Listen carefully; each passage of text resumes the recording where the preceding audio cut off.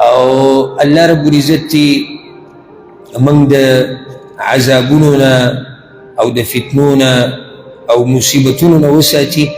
او نن چې کومه حادثه را پیښه شوې وه ملک کې یو په سوات کې یو فیملي چې بهر نه راغلي وو د سیل دپاره او داسې بارانونه زیات شو هغوی اوبو کې ډوب شوي دي. الله رب العزت دې د هغوی هغه مړي ټول وبخي او کم چې پکې ژوندي پاتې شوي دي رب دې هغوی له صبر ورکړي ځکه چې لویه حادثه ده او الله رب العزت دې د داسې حادثاتو نه ټول مسلمانان وساتي.